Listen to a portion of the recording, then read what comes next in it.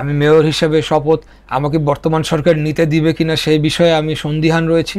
যদি নিতে দিবেন, যদি নাও দেয়, ভবিষ্যতে যদি আবার অবস্থার পরিবর্তন হয় এবং আমার দল যদি আমাকে মনোনয়ন দেয়, আমি তাহলে মেয়র নির্বাচন করতে চাই। এবং নির্বাচন করে আমি যে পদক্ষেপগুলো নিব তার মধ্যে প্রথম যে বড় সমস্যাটি আমি মনে করছি সেটি হচ্ছে যে যানজট।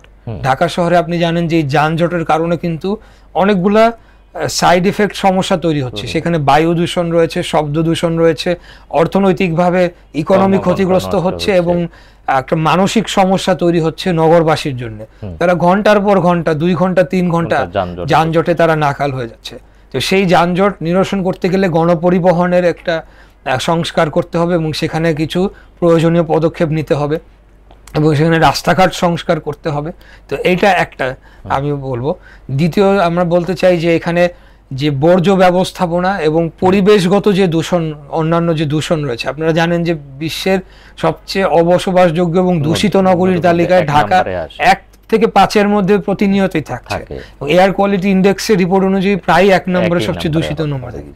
সেখানে যেমন আপনারা গণপরিবহন এবং যানজট নিরসনের মাধ্যমে, গণপরিবহন সংস্কারের মাধ্যমে বায়ু দূষণের মাত্রা কমিয়ে আনতে পারবো।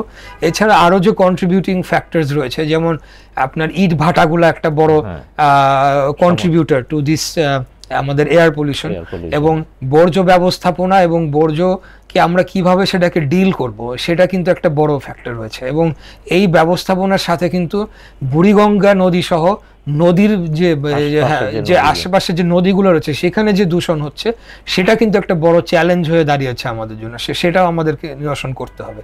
এবং 3 নম্বর যে বিষয়টি বলতে চাই যে আমাদের কিন্তু রাস্তাঘাটের যে ড্রেনেজের কারণে কিন্তু প্রত্যেক বর্ষার মৌসুমে আমরা দেখি যে এখানে রাস্তাঘাট প্লাবিত হয়ে যায়, পানির নিচে ডুবে যায় এবং জনগণ একদম নাকাল হয়ে পড়ে। এবং বিভিন্ন এলাকা, বিশেষ করে আমি দক্ষিণে যে পুরান ঢাকার বিভিন্ন এলাকা একেবারে বসবাসের অযোগ্য হয়ে পড়ে। সেখানে কোনো যানবাহন যেতে পারে না, সেখানে মানুষ কোমর পানি, হাঁটু পানি নিয়ে তাদেরকে সেখানে পাড়িয়ে যেতে হয়। তো এই ড্রেনেজ ব্যবস্থাকে আমরা কিভাবে নিরসন করা প্রয়োজন সেটা আমরা করতে চাই এবং সেখানে ওয়াসার সাথে নিবিড়ভাবে কাজ করার প্রয়োজন রয়েছে। ড্রেনেজ ব্যবস্থাকে আমরা জেনেছি যে এখানে বিভিন্ন জায়গায় ব্লকেজ সৃষ্টি হয়, সেই ব্লকেজগুলোকে আমাদেরকে দূর করতে হবে এবং প্রয়োজনে ড্রেনেজের সংখ্যা এবং আমাদের এটাকে সংস্কার করে নতুন করে আমাদেরকে তৈরি করতে হলে সেটা আমরা করব। এরপরে আপনারা মশক নিধন বা এই ব্যবস্থাপনাটা একটা বড় ধরনের সমস্যা হয়ে দাঁড়ায়। প্রতি বছর যখন মশার সিজনে আপনি দেখবেন যে ডেঙ্গু, চিকুনগুনিয়া, ম্যালেরিয়া সহ নানা ধরনের রোগ ব্যাধি বেড়ে যায়, সেটা আমাদের স্বাস্থ্যসেবার উপর একটা চাপ তৈরি করে। তো সেখানে আমরা আগেভাগেই কিভাবে আমরা এই মশার প্রজনন ক্ষেত্রগুলো আমরাকে চিহ্নিত করব এবং ডেঙ্গু যাতে ছড়িয়ে না পড়ে, অর্থাৎ এডিস মশার প্রজনন এবং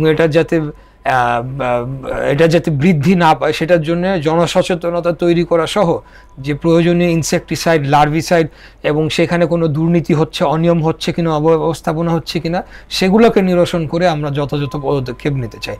এবং আরেকটি যেটা আমরা জানি যে ঢাকা দক্ষিণ সিটি কর্পোরেশনে ব্যাপক অনিয়ম এবং লুটপাট হয়েছে বিগত সরকারের আমলে এবং যেটা চলমান রয়েছে, সেই বিষয়গুলোকে আমরা অ্যাড্রেস করতে চাই যাতে সবাই তার দায়িত্বটুকু সঠিকভাবে পালন করে এবং জনগণের 1 পয়সাও যাতে সেখানে কোনো দুর্নীতির কারণে যাতে জনগণের টাকার আপনার না হয় আর কি, অপচয় না হয়, সেটা আমরা নিশ্চিত করতে চাই।